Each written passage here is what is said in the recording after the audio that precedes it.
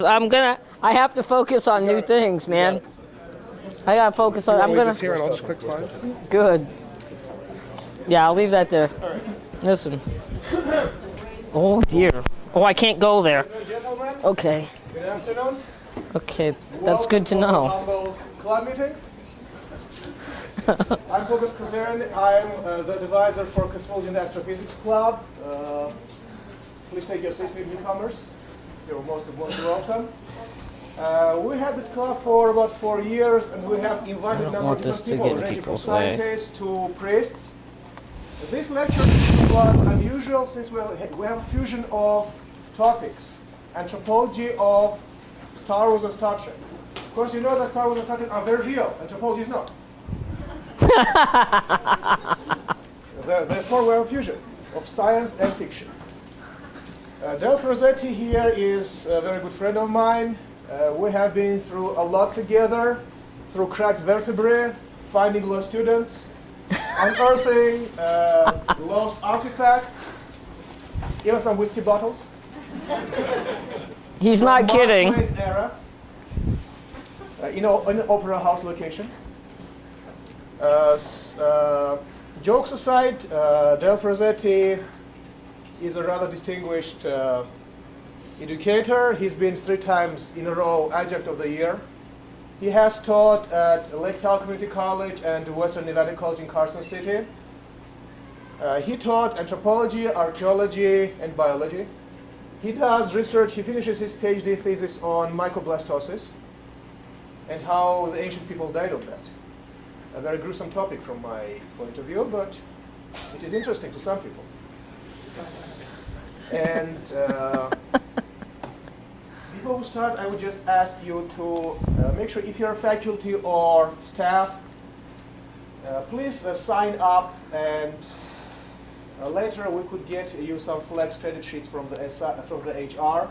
If you're a student, you do not need a flex credit, but nevertheless, I would appreciate if you would sign up so we have your name. If your professor promised you some extra credit, that would be the proof that you have attended. At the end of the lecture, please bring me the sign-up sheets and the questionnaires I have distributed. If some people need to sign up after the lecture, you will be welcome to do so here. Without any further ado, Delph Rossetti, let him start. Thank you.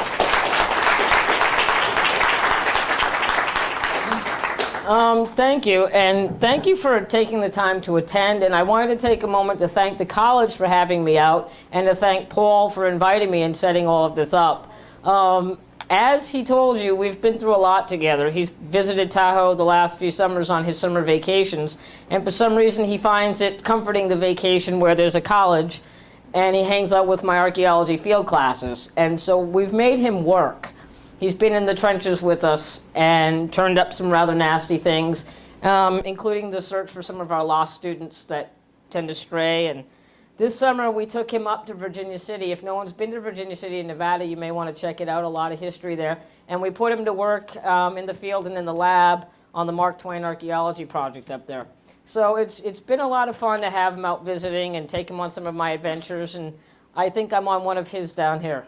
With that, I'm going to get started on our lecture today. We have an anthropology student from Sacramento with us helping me out, John Ostermiller. And during the course of this lecture, feel free to raise your hand and make comments or brief questions, and I will try to save some time at the end for a more formal question and answer period. Basically, this lecture covers a combination of topics about general anthropological issues that we can read into both Star Trek and Star Wars. So it's an overview of a lot of different subjects that, themselves could each be an hour or 2 lecture. And when I've taught formal classes on either Anthropology of Star Trek or Anthropology of Star Wars, each topic has taken a week or 2 weeks to go through in depth. All right, so keep that in mind, and I'm sure that, as we go, you'll have comments and questions, and I'll address those as we're able to. And I will spend time here after the lecture if anyone wants to speak to me further, and I can give out my contact information. With that being said, I'd like to turn your attention to the PowerPoints. I put a quote up here that I thought was rather appropriate, and to kick things off, get you guys started thinking about where we're going with all this. It's a quote by Isaac Asimov, individual science fiction stories may seem as trivial as ever to the blinder critics and philosophers of today, and I think that's really quite true. But the core of science fiction, its essence, the concept about which revolves, has become crucial to our salvation if we are to be saved at all. And I thought it was rather appropriate to include that quote because Star Trek and Star Wars both act as cultural mirrors, but more importantly, I think, both also act as cultural teachers. Go ahead, John. Some similarities between Star Trek, Star Wars, and anthropology. We'll start with anthropology. If many of you have never taken an anthropology course or don't have a background in anthropology, look at the list that we have. Anthropology is a very general field of study, but its basic purpose is to study everything that is human. Everything that humans have ever done in the past, are continuing to do in the present, and even what humans may do in the future is all studied by anthropology. So anthropology, in general, covers the entire spectrum of what it means to be human. And it also tries to understand what it means to be human and how we change and grow and develop as humans. Well, funny enough, how many of you want to bet that Star Trek and Star Wars do something very similar?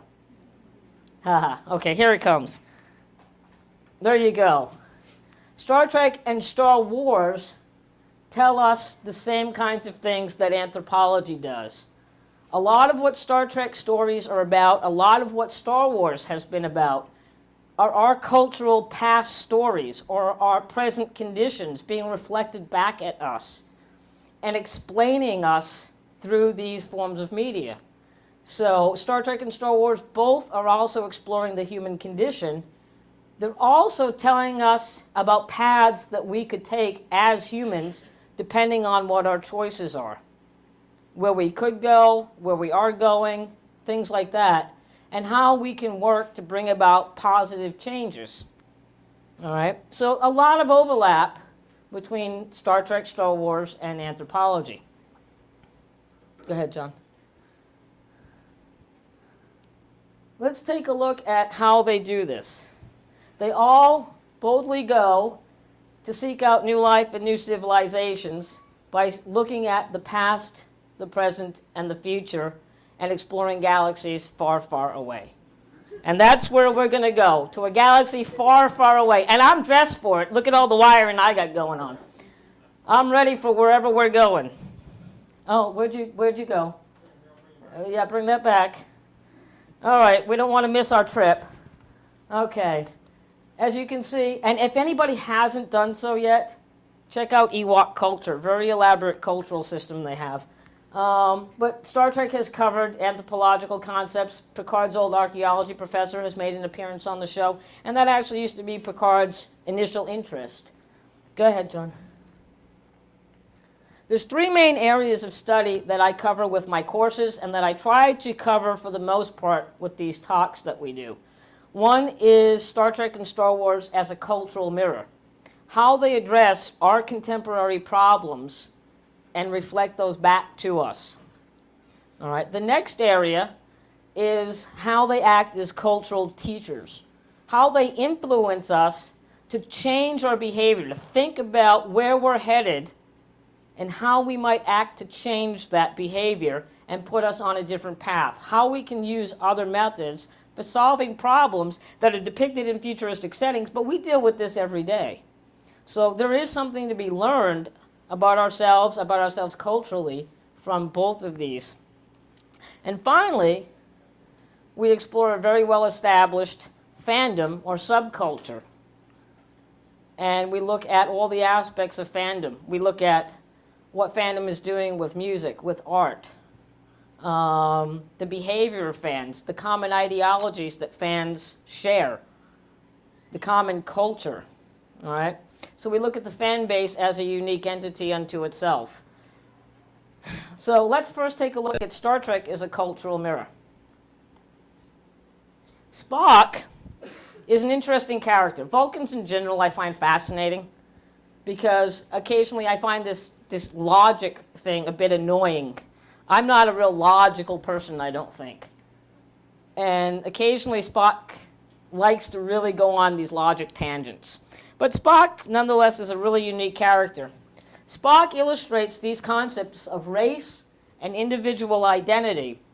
And when we were putting together these PowerPoints, I wasn't going to use the term race. A student, who shall remain nameless, decided that we would put the term race in the PowerPoint and put quotation marks around it. Anyone guess why we were debating what term to use, what I would have preferred using, and why the term race might be in quotation marks? Race is actually not a scientific concept. It's actually only a cultural concept. There is no such thing as race because within human populations, we all can interbreed. That makes us all the same species. So the question would be whether or not Spock can actually interbreed with humans, and if he can't, he's a member of the same species, and if he can't, he's a different species. You know what? That's a perfect explanation. There is no biological basis for racially classifying humans. And we see the race issue dealt with many, many times throughout various Star Trek episodes. We also see it dealt with to some extent in Star Wars.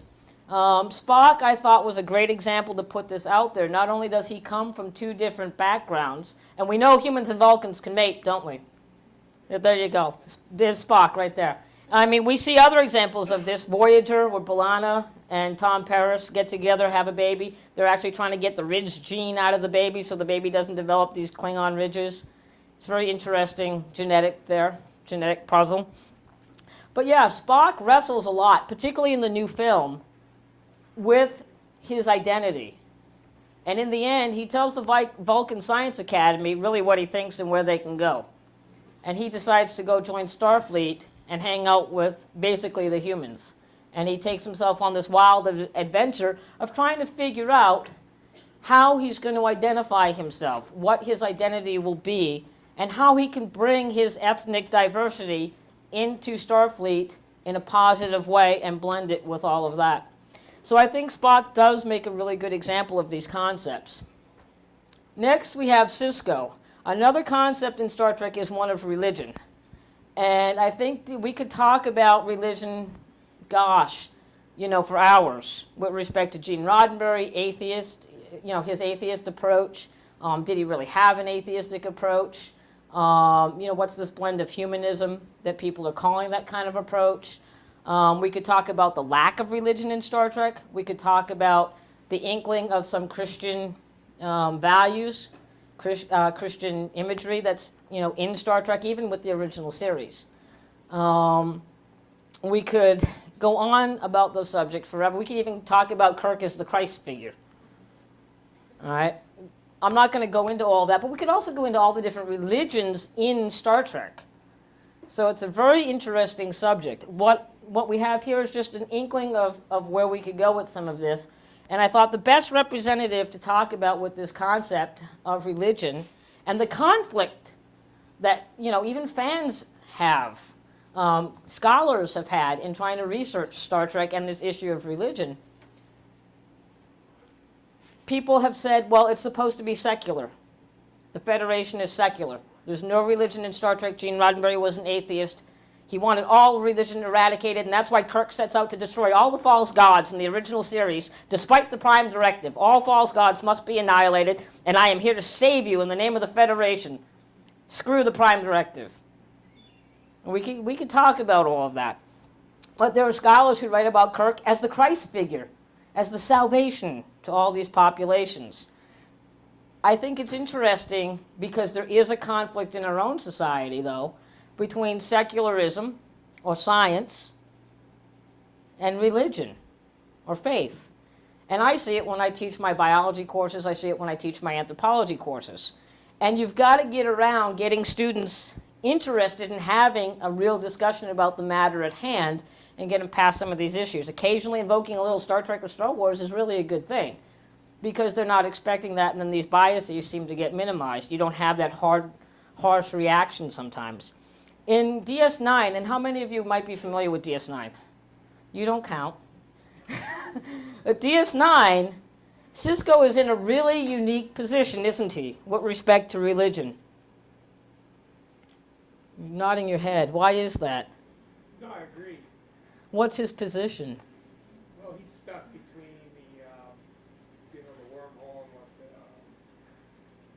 you know, what the people on the planet believe, and then with the Federation, which is kind of science-based. So it's, Yeah, I mean, he's stuck between a rock and a hard place. And he's got to make nice with the Bajorans and the prophets. Not only that, he himself is in a very unique situation. Towards the end, we find out a lot more about Sisko's background with respect to his own family heritage and the connection to the prophets. And the other thing that we see in DS9 is Keiko. It was Keiko, O'Brien's wife. She's teaching school there, and she's teaching them, well, you know, we got to put up with these prophets. They have this religious thing going on, but I'm not going to teach you about faith and belief systems because we just don't do that in the Federation. So she has this way of addressing what is a common problem for us in education, I think, right across the board, is how do we deal with, you know, science and religion? And is there even a conflict between the two? I think Sisko's a good example of the fact that there really is no conflict between the two. You can feel free to think about that and disagree with me later, I suppose. Then we have Q. Q is a student-inspired figure in this talk, and we're talking about the trickster myth. Anybody know what the trickster myth is? Ah, we got an anthropology person in the back, don't we? Yeah, that's nice.